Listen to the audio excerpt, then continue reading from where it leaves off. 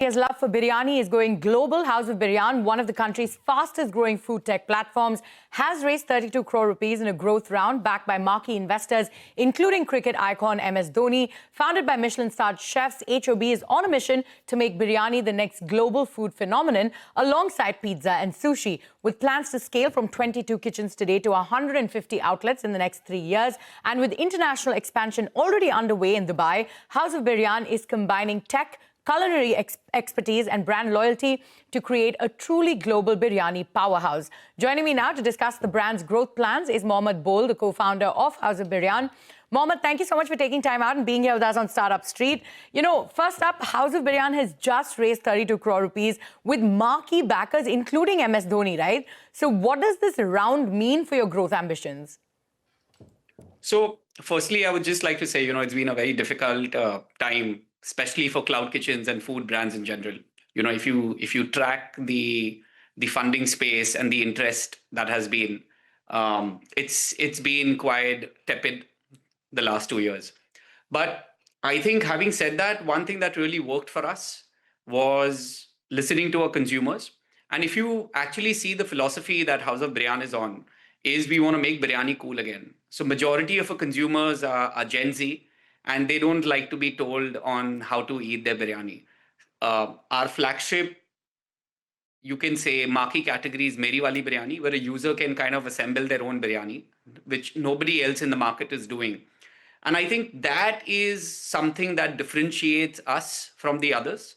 As a core philosophy, we do not want to keep indexing on the Indian heritage authenticity. I think that space has already been taken up. And if you really ask me personally, I feel on the Indian story side, I think we've kind of overhyped it. What we really need is, or what the world needs, what we believe, is a global biryani platform, which serves you product that can be customized and slightly a little more universal to palates, irrespective of whether you're an Indian or not. So that's the mission we are on. And with that point, we've just launched in Dubai a couple of weeks back. So, coming to that, you're calling your firm the Chipotle of biryani, right? What does that vision sort of look like in practice, and how do you, plan to build a truly global brand? Like, you've started Dubai now, where else will we see you? So firstly, when people talk about expansion, everybody talks about product market fit. If I were to give you the analogy, think of what happened to Mexican food pre and post Chipotle, right? Now, globally, Indian food is something people are aware of, but there is not an Indian brand which is probably giving you a universal product, which is similarly to what a Chipotle does with Mexican food, right? Recently, you have a brand called Kava, which has done this with Mediterranean food. And our philosophy is that, look, it's not about diluting the product, but it's about creating a product which has more universal appeal. Like, for example, the biryanis that we create. Fun fact, we've got 21 biryanis, but our 70% of the revenue is one biryani, which has actually no traditional spices of what normally you put in a biryani. So my point is that, look, the world wants to experience Indian food, but they want to do it in a way where it's not too intimidating, not an adventure. And they want to basically make it, you have to bring the cuisine to a point where it is probably okay for people to consume 2 and 3 or 4 times a week. And for that, you have to slightly tone things down and think of it like chicken rice, right? Chicken rice is super globally accepted.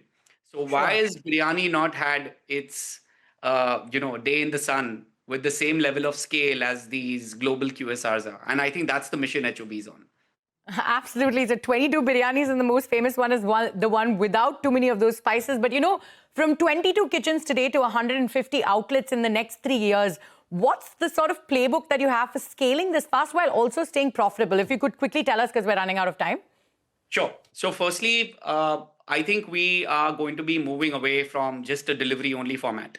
We are testing out formats where, a user can go to an unmanned kiosk and probably swipe his credit card and select his biryani and, consume it within 5 minutes.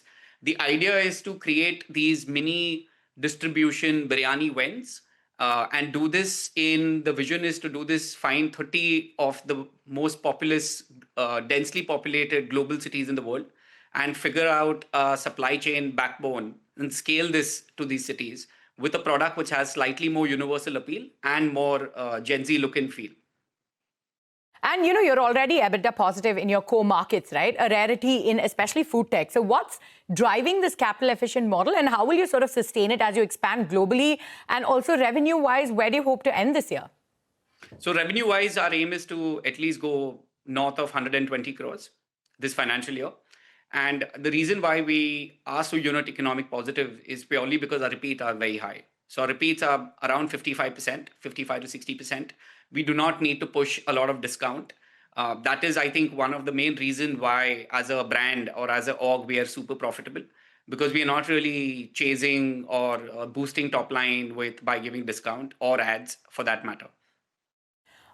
All right, Mohammed, thank you so much for taking time out and being here with us on Startup Street. And we wish you all the best on this journey of yours to make biryani a global phenomenon. Yeah, we'll do our best. Thank you. Thank you for having us.